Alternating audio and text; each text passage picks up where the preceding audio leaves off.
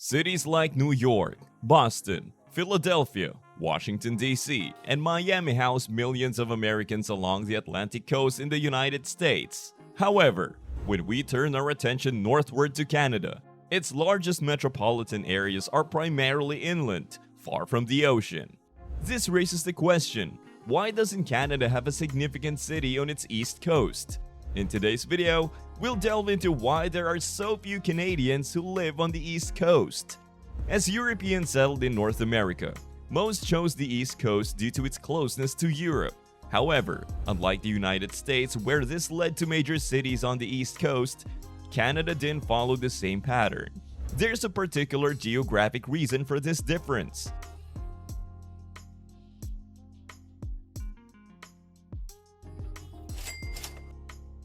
History of Canada. Before we discuss why Canada doesn't have a major population center on its east coast, let's briefly look into how Canada was colonized, grew, and expanded. While Canada had a history of diverse indigenous peoples with rich cultures and trade networks long before Europeans came to North America, let's shift our focus to the time when Europeans first landed on the continent, particularly in modern-day Canada. In terms of European exploration, it's believed that around the year 1000, modern-day Canada became the first region Europeans explored.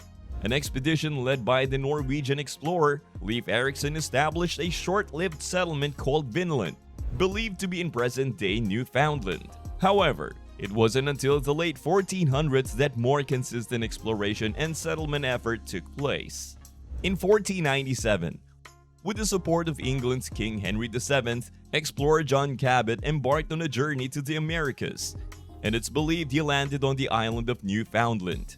His expedition showcased abundant fish, laying the groundwork for valuable fishing areas that would attract subsequent European explorers and settlers. Although England initiated the exploration of modern-day Canada, France was the first to establish settlements in the region. In the 1500s, Jacques Cartier, commissioned by King Francis I, sought a direct maritime route to Asia. Between 1534 and 1542, Cartier undertook 3 voyages, exploring the Gulf of St. Lawrence and claiming the land for France. He named the territory Canada, derived from the Iroquoian word Canada, meaning village. The French became the first to create a lasting European settlement when Samuel Deschamps founded Quebec City in 1608. Deschamps' establishment served as France's stronghold in the Americas, earning him the title of the Father of New France. Early French settlers formed alliances with various indigenous tribes, mainly to develop fur trade networks. The 1600s and 1700s witnessed frequent conflicts between England and France due to the competing interests in North America. In 1610, the British established their inaugural permanent settlement, Cooper's Cove, now recognized as a town of Cupids on the island of Newfoundland. The British and French colonies existed side by side, but tensions increased, leading to frequent conflicts. Escalating global rivalry between Britain and France culminated in the Seven Years' War from 1756 to 1763, also known as the French and Indian Wars in the colonies, which resulted in a British victory. The Treaty of Paris in 1763 granted Britain control over nearly all French territories in North America, signaling the end of New France. The British North America Act in 1867 marked the start of Canada as the federated nation, initially comprising 4 provinces: Ontario, Quebec, New Brunswick, and Nova Scotia. The Canadian Pacific Railway's expansion to the west brought hope and opportunities, resulting in the addition of more provinces and territories to the Confederation. Canada's initial settlement mirrored that of the United States, starting on its east coast. However, unlike the United States, where early cities became major population centers, Canada's early cities did not follow the same trend.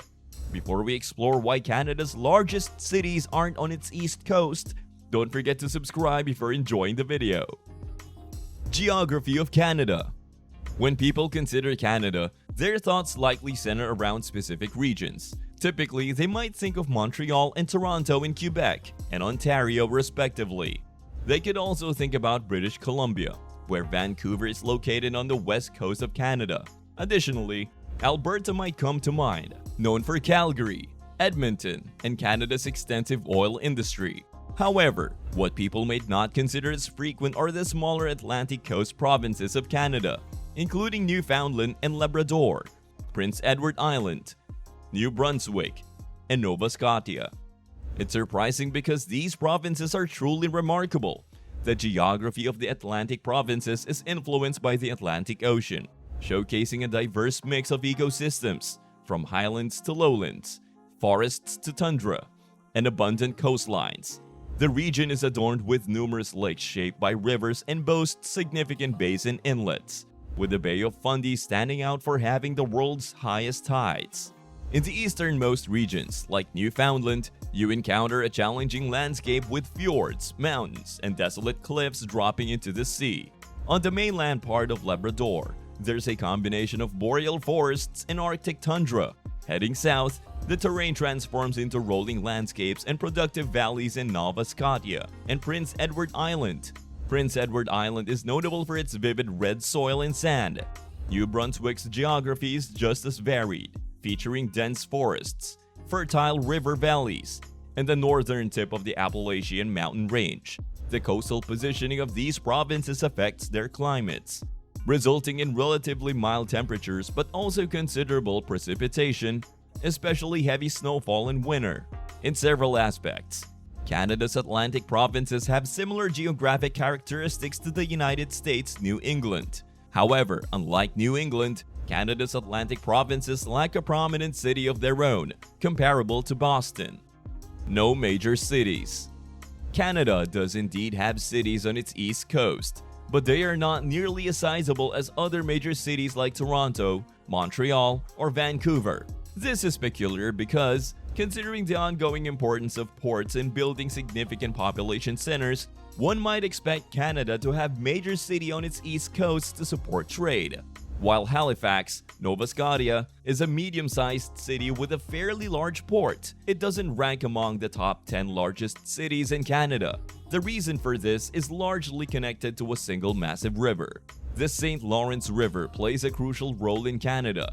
Its size and width not only provide abundant fresh water, but also allow large freight ships to navigate in and out effortlessly. What makes it especially significant is its direct connection to the Great Lakes, enabling direct transportation without the need for a land crossing. Much like the Mississippi River is essential to the United States, the St. Lawrence River is similarly vital to Canada. Hence, it's no surprise that Quebec City, Canada's oldest city, is situated at the river's mouth.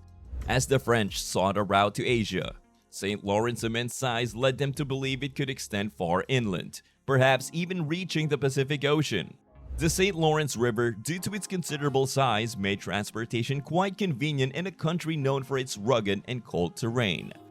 This facilitated the growth of many of Canada's largest cities, in ways that would have been challenging otherwise. For instance, Toronto, Canada's largest city, is located in the region known as Canada's Golden Horseshoe, named partly for its abundance of fertile agricultural lands and abundant fresh water. Although agriculture is valuable, shipping it can be costly. Hence, major cities developed along the St. Lawrence River or its tributaries like Ottawa, rather than on the east coast, as transporting goods by water is more economical. This is evident in the significant difference in cargo shipped from the Port of Montreal, approximately 40 million tons annually, compared to Halifax, less than 20 million tons, despite Montreal being inland by hundreds of miles. The Atlantic region. As mentioned earlier in this video, Canada's Atlantic provinces house a considerable number of Canadians, with numerous cities along the east coast. Although these four provinces may not match Toronto's population, they collectively form a crucial region for Canada. Leading the Atlantic provinces is Nova Scotia, with approximately 1 million people.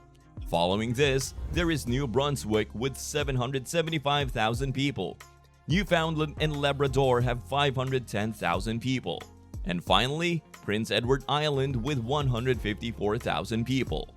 Despite Prince Edward Island having the smallest population among full provinces in Canada, it boasts the highest population density due to its size. In contrast, Other Canadian provinces are notably large. Halifax, Nova Scotia, is the region's primary city with around 465,000 people in its metro area. This is about 1/10 the size of Montreal, Quebec, which has approximately 4.2 million people. After Halifax, St. John's in Newfoundland and Labrador follows with 212,000 people, holding the distinction of being the easternmost city in North America.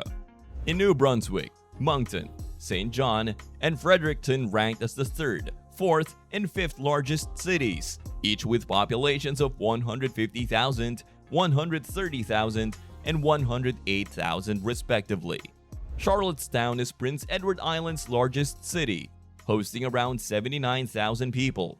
Collectively, the 4 provinces have a population of only 2.4 million people, slightly less than the Vancouver, British Columbia metro region.